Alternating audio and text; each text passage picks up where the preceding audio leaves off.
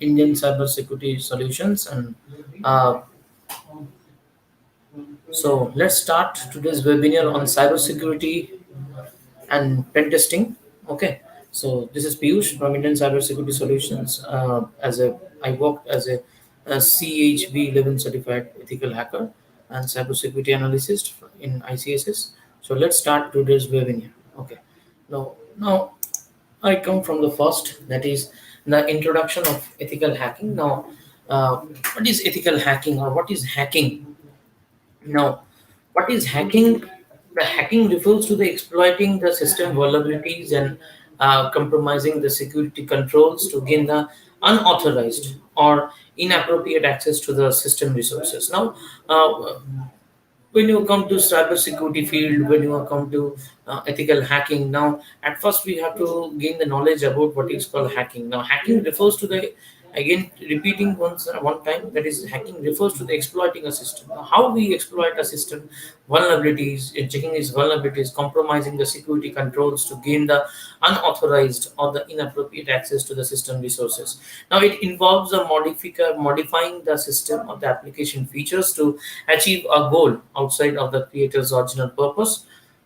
Now, hacking can be used to steal, pilfer, and redistribute the intellectual property, leading to the business loss. Now, hacking is one thing that it can create a huge business loss and to the properties, huge business laws, intellectual properties. It is used also for the stealing purposes. Now it involves the modifications of the systems of the application features to achieve a goal outside of the creator's original purpose. Uh, now, uh, Now, in this concept, we know about ethical hacking. Now, what is ethical hacking? Now, ethical hackings involves the use of ethical hacking tools, tricks, and techniques to identify the vulnerabilities, so as to ensure the system security. Now, it focuses on stimulating the technique used by the attackers to verify the existence of exploitable vulnerabilities in the system security. Now, ethical hacking hackers perform the security assessment of the organizations with the permission of the concerned authority. Now, what is called ethical hacking? Now, ethical hacking involves as a use as a hacking tool. Now, use of hacking tool, tricks, techniques, running of scripts, identify the vulnerabilities as to ensure the security systems. Now, it focuses on the stimulating the technique used by the attackers to verify the existence of the exploit vulnerabilities in the system security. And ethical hackers can perform also the security assessment of the organizations with the different organizations with the permission of the concerned authorities. Now, who is hackers? Now, the biggest questions is nowadays in cybersecurity, that's who is hackers. Now, intelligent individuals with an excellent computer skill, with the ability to create and explore into the software, computer software and hardware. Their intention can either be to gain knowledge or to poke around into the illegal things. Individuals who enjoys modifying how a system functions. Now, for some hackers, their hobby is to see how many computers of the network they can compromise. Now, who is hacker? The intelligent individuals with the excellent computer skill and their ability to create and explore into the computer software hardware. Their intention can either be gain knowledge or to poke around to do the illegal things. And individuals who enjoys modifying how a system function works. Now, for some hackers, their hobby is to see how many computers or the network can be compromised. Okay, now, how many types of hackers are there? Now, types of hackers, the first one is a black hat hackers. Now, second is a white hat hackers. Now, third is a gray hat hackers. The fourth one is a suicide hackers. Fifth is the script riddles. Sixth is cyber terrorists. Seventh is the state sponsored hackers. And eighth, but not the least, they are known as hacktivists. Now, who are known as the who are known as the black hat hackers? The individuals with the extraordinary computer skill, restoring to the malicious or the destructive activities, are also known as crackers, and they are also known as the crackers. Second, individual professional hacking skills, using them defensive purposes for the security analysis, they are also known as the ethical hackers. Okay. Now, the grey hat hackers, individual who work both as offensive and defensive at various times. Now, few people who are known as grey hat hackers. Now, sometimes they work as an offensive programmer, and sometimes they are in the defensive time. So they are called grey hat hackers. The fourth one is the suicide hackers, the individual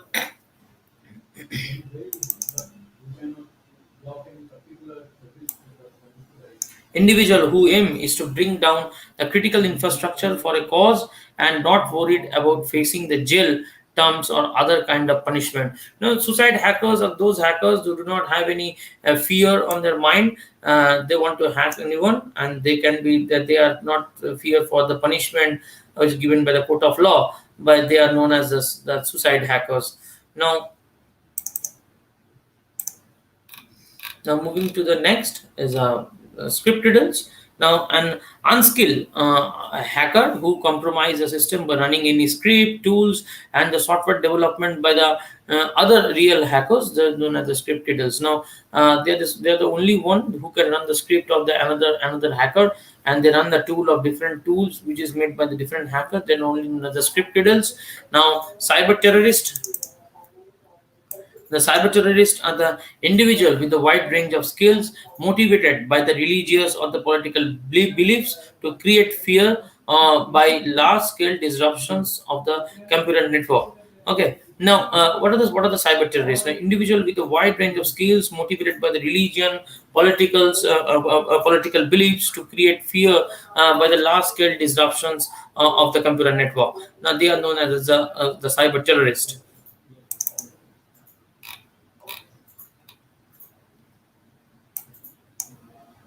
The seventh one is a state-sponsored hacker, the individual who are employed in the government to penetrate or to gain the top secret informations and to damage the informations and systems of the government. Then the state-sponsored hacker, the hacktivist.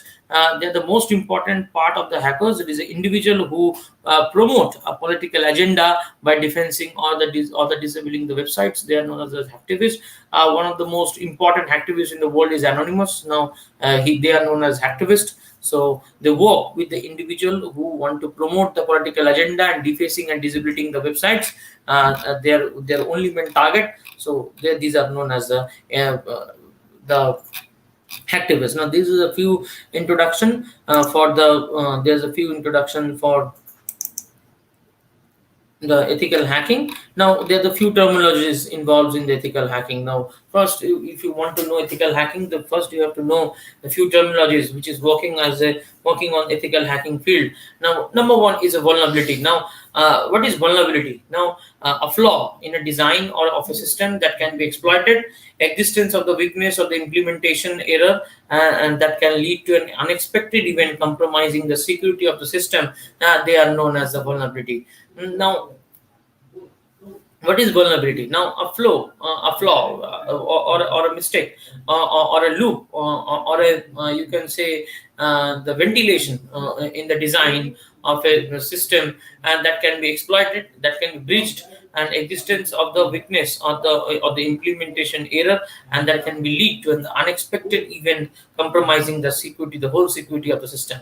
Now, what is exploit? Now, a breach of IT security, IT system security through the vulnerabilities. Now, a method of taking the advantages of the vulnerability could be a script, a tool, or any other method. Now, these are called exploit. Now, what is exploit? Now, a breach of an IT system security. Now, in IT system, there's security, and in that security there is a vulnerability, and the method of taking that, and by taking the advantage of that vulnerability, and we could run a script or a tool or any other method to exploit that system or exploit that security, and that is known as the exploit or the an exploit. Acha. So, what is a remote exploit? Now, a remote exploit works over a network and exploits the security vulnerability without any prior of access to the vulnerable system. Now, what is a remote exploit? Now, a remote exploit works over a network and exploit the security vulnerability without any prior of access to the vulnerable system. Now, what is a local exploit? A local exploit requires a prior of access to the vulnerable system, and usually increase the privilege of the person running the exploit past those granted by the system administrator. Now, what is zero day? Now, what is it is a very important term in cybersecurity. That is, what is a zero day? Now, a zero day is also known as a 0 hour or a 0 day, which is a vulnerability is in undisclosed computer software vulnerability that hackers can exploit to adverse affect the computer program, data, additional computer, or a network. Now, it is a 0 day because it is not publicly reported or announced before becoming active. Now, if a cybersecurity analysis targeted security breach or the vulnerability or targeted a vulnerability and the vulnerability and it is and that vulnerability is not publicly reported, and that from that day, when the cybersecurity has analyzed that vulnerability in a system or a network, then that day is known as a 0 day vulnerability. That period, when it comes to the publicly, that period is known as a 0 day vulnerability. Now, six is a 0 day vulnerability. Now, 0 day vulnerability refers to a hole in the software that is unknown to the vendor, and this security hole is then exploited by the hackers before the vendor become aware and hurries to fix it and exploit is known as a 0 day attack. Now, the seventh is a brute force attack. Now, brute force is a trial and error method used to obtain the information such as user password or the personal identification number or PIN. In a brute force attack, the automated software is used to generate a large number of consecutive guesses. It is either maybe in a combination of the permutation nature as to the value of the desired data. Now, what is called brute force? Now, brute force attack is a trial and error method. So you can trial and error methods. Used by the obtaining the information of the user password and the personal identification number or the PIN. In a brute force attack, automated software is used to be generated a large number of consecutive guesses, either through by permutation or by combination method or by the dictionary attack. There is a dictionary which can attack that the user ID or user ID of the password now as the value of the desired data. Now, what is called phishing? Now, phishing is a form of fraud in which the attackers tries to learn the information such as login credentials or the account information by the misquerying as a reputable entity or the person in email, IM, or other communication channels. Now, what is called phishing? It is a most important term nowadays in the modern days. That what is called phishing.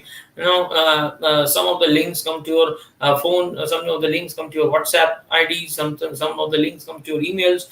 Which the links is so much fishy in nature. It smells fishy. So, phishing is a fraud or the form of fraud which can attack that tries to learn the information such as the login credentials or the account informations by the misquerying as a reputable entity or the person in email, IM, or other communication channels. Now, so ninth terminology is a payload. Now, what is payload? It is a part of an exploit code that perform the intended malicious actions such as destroying, creating backdoors, or the hijacking the computers.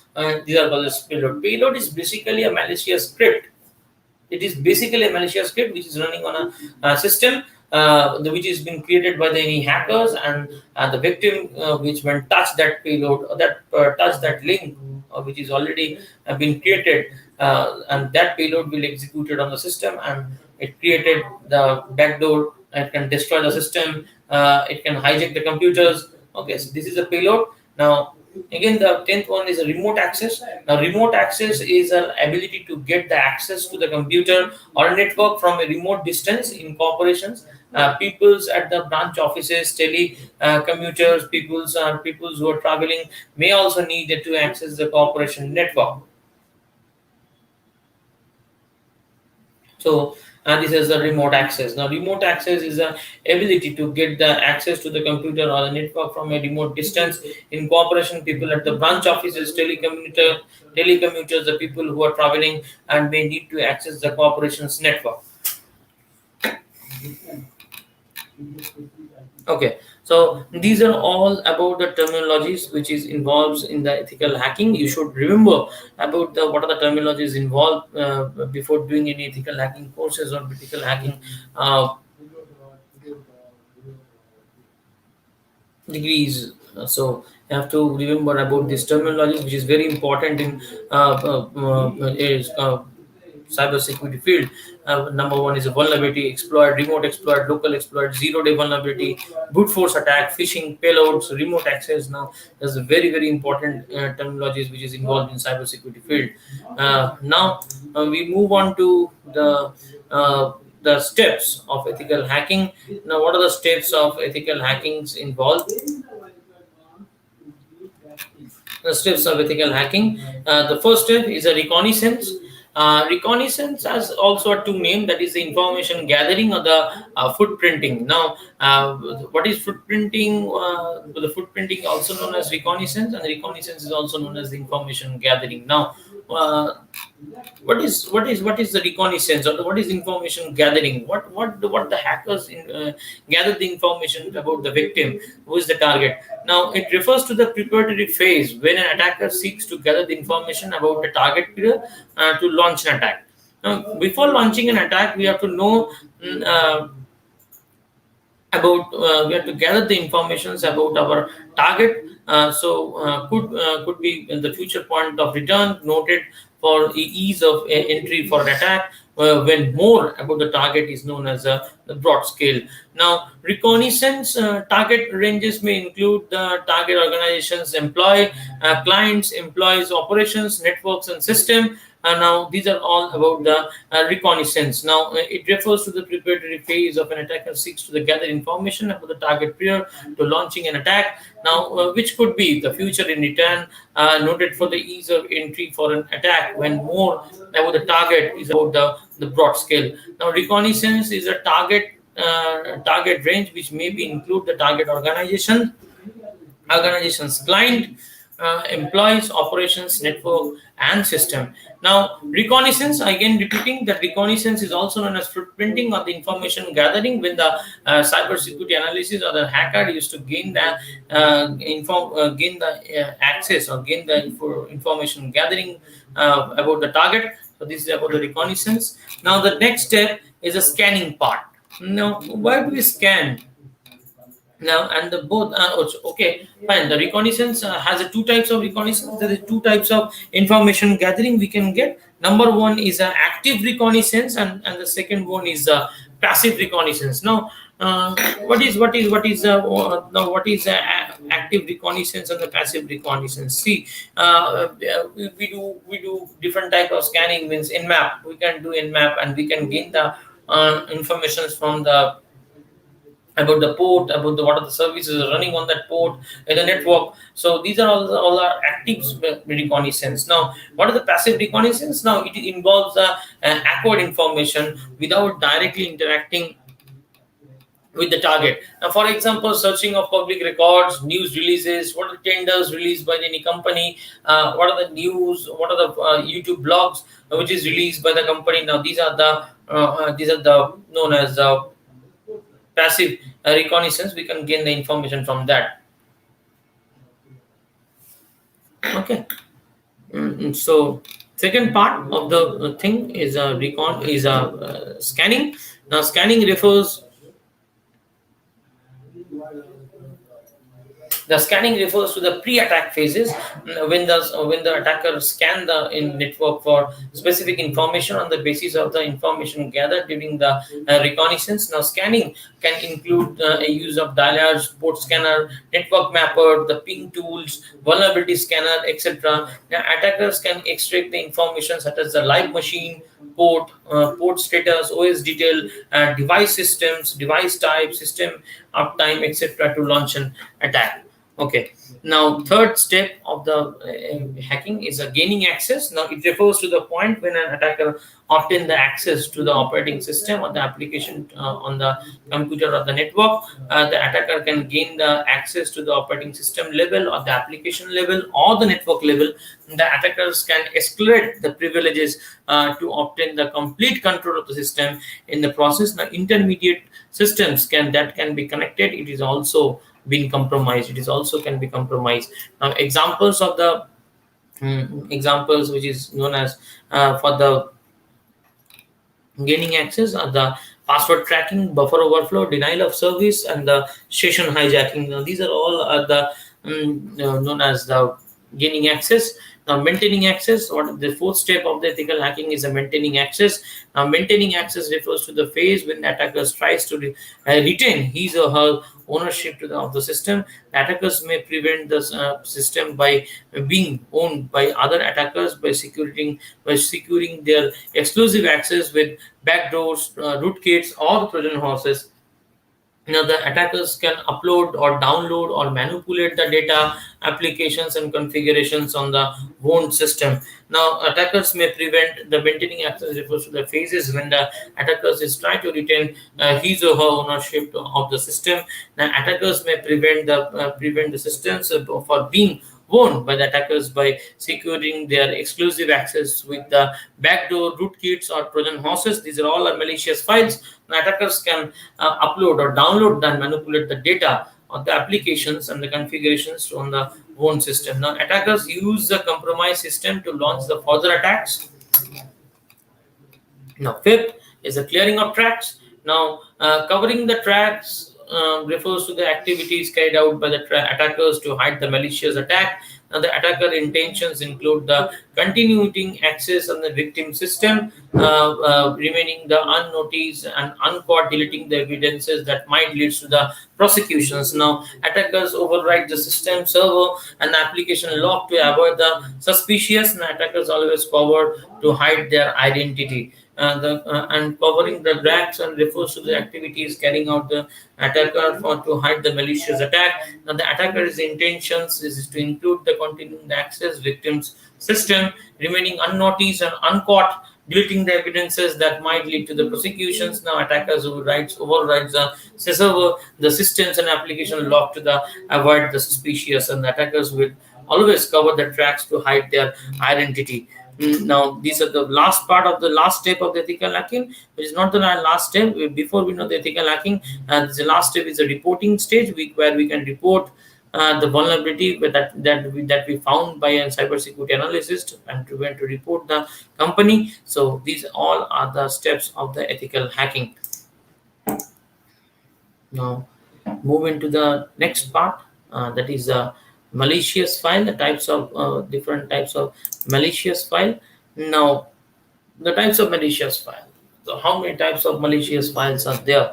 Now, the first thing is the viruses. Now, a computer viruses attach itself to a program or a file, enabling it to spread from one computer to the another, leaving the infections as it travels. Almost all viruses are attached to the executable files, which means that the virus may exist on your computer, but it actually cannot infect your computer unless you run an open malicious program. Now, almost all the viruses are attached on the computer. Virus attach itself to the program or the file, enabling it to spread from the one computer to the another, leaving the infections as it travels. Almost all the viruses are attached to an executable file, which means that the virus may exist on your computer, but it actually cannot infect your computer unless you run or open a malicious program.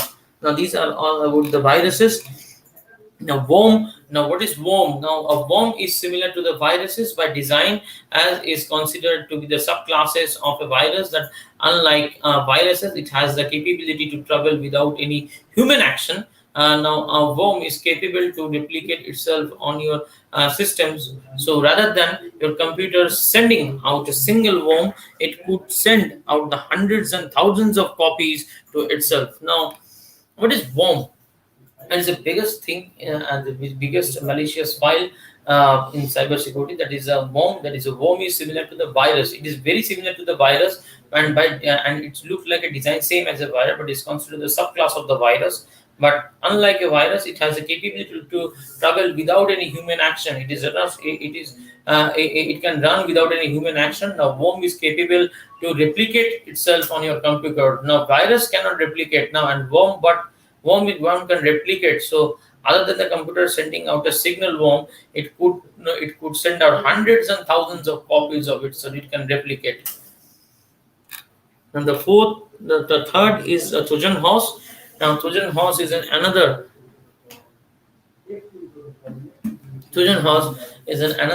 a malicious file. Now, the Trojan horse at first glance will appear to useful software, but it actually do the damage once installed or run on your computer. Now, unlike viruses and worms, Trojan do not reproduce by infecting other files, nor do they self-multiply or self-replicate, and nor it can propagate without the end user's assistance. Now, a Trojan horse, now our first glance is appear to this is a very important malicious file in every computer. We can see it appears to be useful software. It is a very it look like a useful software, but actually it doesn't. But it actually do damage once it install and run on your computer. Now, unlike the viruses of the worm, Trojan do not reproduce by infecting other files, nor do they self-multiply, nor do they replicate it, or self-replicate, nor do they propagate without any end users assistance. Now, the fifth one is a spyware. Now, software that is installed in a computer without the user's knowledge and transmit informations about the user's computer activity over the internet. Now, spyware is a malware that is hard to detect. It collects the information from the surfing habits, browsing history, personal information such as the credit card numbers, often uses the internet to pass these information along to the third party without you knowing. Keyloggers are the type of spyware and the monitors you can stroke keystrokes.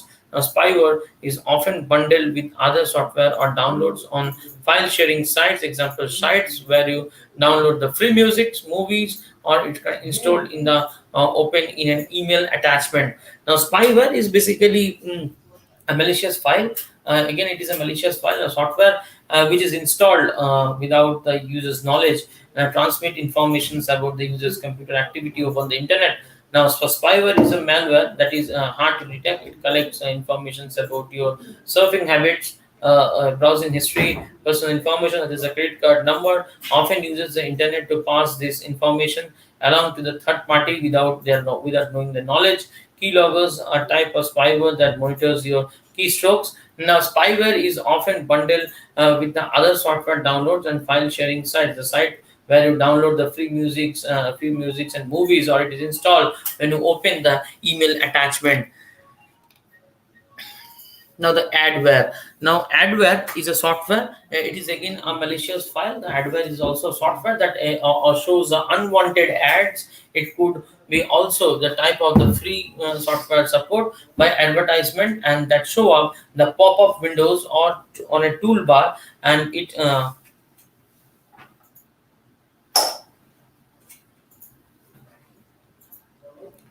installed on the browser without the security knowledge, and your device is probably infected with the adware, and it starts adding popping up the application where you hadn't seen about them before.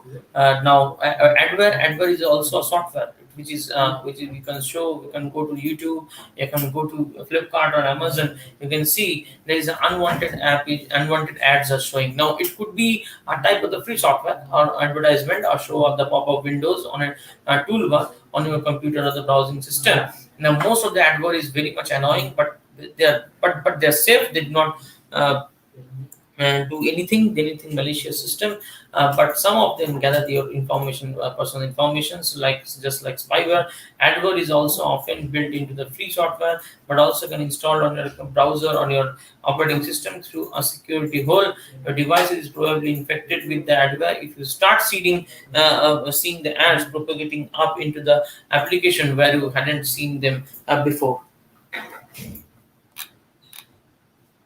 Fifth is a ransomware, which is the most important thing nowadays, which is ransomware. The ransomware is a scare and restricted access to your computer system and demand that ransom is paid in order to restrict or to be removed. The most dangerous ransomware attack are caused by WannaCry, Petya, Cerber, and Lockheed Ransom. These are the most important ransomware. Ransomware is created by scammers who is highly knowledgeable in the computer programming, and it can enter into your PC through an email attachment or through your browser. If you happen to visit a website that is infected with the types of malware, it can also access your PC via your network. The ransomware is created by the scammers who is highly knowledgeable in the computer programming. It can enter your PC through an email attachment or through your browser. if you happen to visit a website that is infected with these types of malware, it can also access your PC via your network. It is obvious when your devices has been infected with the ransom, where since you are most likely to won't be able to access your computer. The fifth six is a rootkit. Rootkit and is another malicious file. And rootkit is a program designed to provide the hackers with the administrative access to your computer without you knowledge. Now it can be used to remote control a device. Rootkit hides its presence on a PC, usually within some of the lower layers of operating system. Rootkit can also be installed in many ways, including through the commercial security product singling safe third-party application extension. Rootkits can be sprayed by themselves, but instead are one of the important complements to blend the threat. Now, a rootkit is another important malicious file. Now, Rootkit basically a program designed to provide the provided hackers to administer the access to your computer without your knowledge, without your knowledge. The administrative the hackers provided the administrative access to your system. It can be usually used to remote or to take the control of a device. It can only take control of a device. The rootkit hide its presence on a PC, usually within some of the lower layers of the operating system. A rootkit can be installed in many ways, including through the commercially security products and seemingly safe and third-party application extension. A rootkit can't be spread by themselves, but instead are one of the components for the blended threats. Backdoor, which is the most important thing in cybersecurity, that is a backdoor, that is a bypass the normal security controls to give an attacker unauthorized access. The backdoor is another thing which is we can give the bypass. We have to bypass the normal security controls and give the attacker unauthorized access. These are known as the backdoors. Okay, so this is all about the different types of malicious file that we can gain the access. Now the penetration part, let's come to the penetration part. Now, what is about the penetration testing? Now, what is the penetration testing? The penetration testing is a very important part in cybersecurity. In ethical hacking part, we all do penetration testing. Now, what is penetration testing? Now, the penetration testing is also known as a pen testing. It is a practical of testing a computer system, network, or the web application to find the vulnerabilities that an attacker can exploit that system. Now, penetration testing is also known as the pen testing. Now, it is a practice of testing a computer system, network, or the web application to find out the vulnerabilities that an attacker could exploit. Now, mainly ethical hackers perform the penetration testing on client computers, or systems, or on a website, getting a legal offer and signed papers from the client. The penetration testing is also known as the pen testing. It is a practical testing in a computer system. Now, the network and the web applications and find the vulnerabilities that can attackers could exploit. And mainly, the ethical hackers could the penetration testing of the client computer system or the website after getting a legal offer and the signed papers from the client. Now, the types of penetration testing. First is a black box penetration testing. What is black box penetration testing? It is a very important term and very important thing in the penetration testing part. When it comes to the penetration testing part, some company who are reporting to the VAPT or the vulnerability assessment and penetration testing, they can be give you the black box penetration testing of the first. And now, what is they give you the black box penetration testing, you have to know what is black box penetration testing. Now, in black box penetration testing, the tester has no idea about the system that he is going to test. Now, he is interested to gather information about the target network or the system.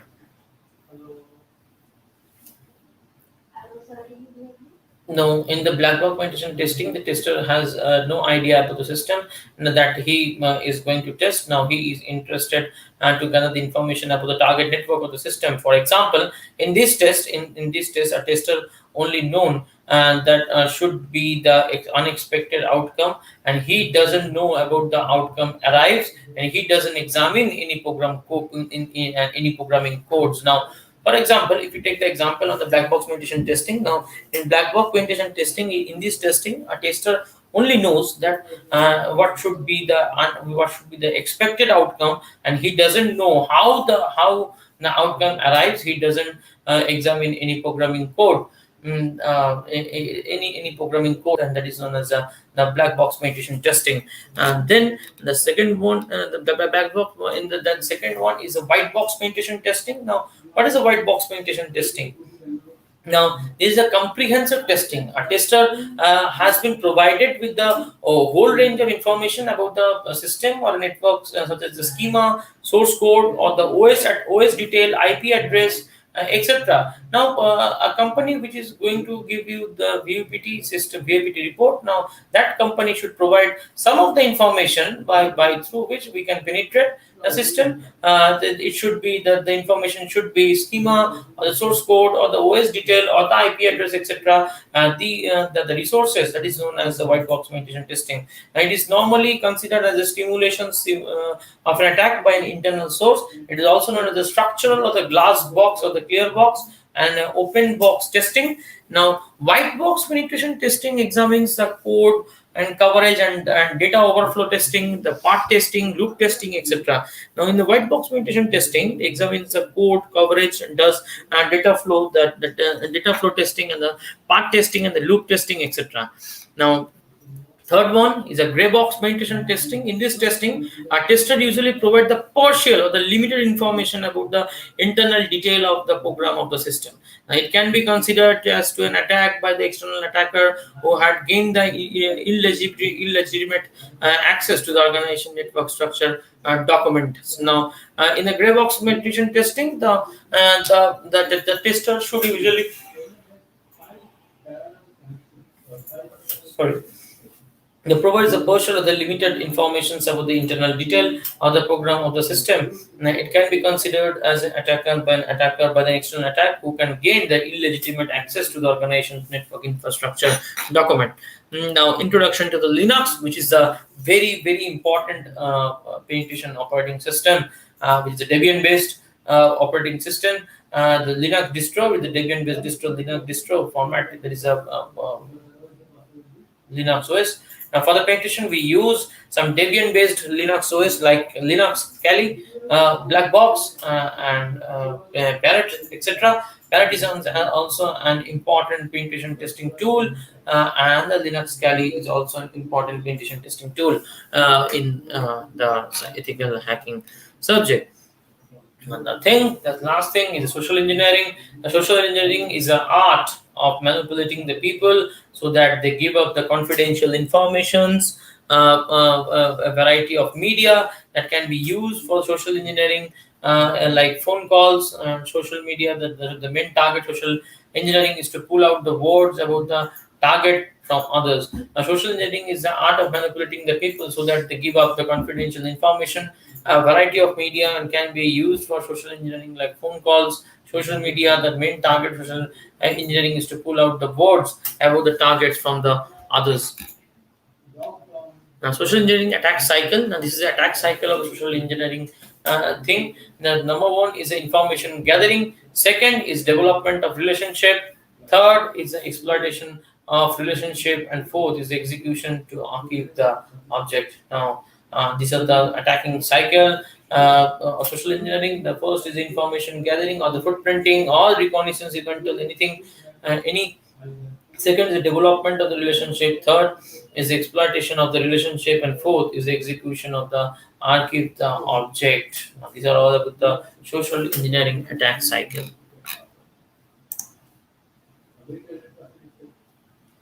So these are all about the cyber security. I am sharing you about how the Linux kernel looks like, or how the we can do. We have to download the Linux Kali from the official website of the Linux. So it is the most powerful penetration operating system in ethical hacking. Now, in Linux Kali, we have to give a virtual environment before we download Linux Kali. We have to download the virtual box or the VMware. Both are the virtualization environment. We have to give the virtualization environment of the Linux Kali. We can give the ISO file. We can download the ISO file of Linux Kali from kali.org. and we have to put it on the virtual box or the VMware. It is about thing. It is used for as a penetration tool.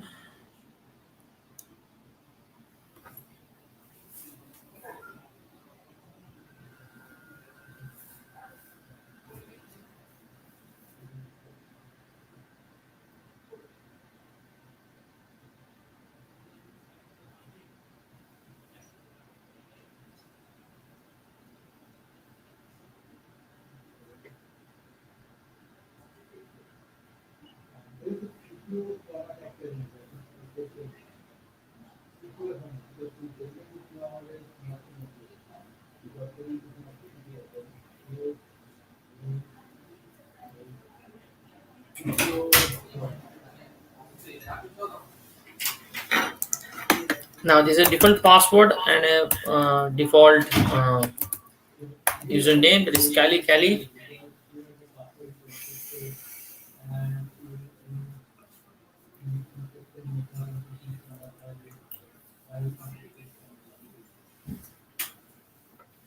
And this is the Linux Kali, where we can do our operating system. It is a Debian based Linux, and we can do any. This is a terminal. We can open the terminal from here. We can give into the root permission. So we need sudo dash I. So we give the permission here, and they give the password of the Kali, that is Kali, is default password, and we move into the root. So it is a root, so it is in the root format, so we can give the access to the thing. So this is all about the cyber security. There is a lot more in cyber security, I hope so. So this is all about for today on Linux Kali. Thank you. Metric.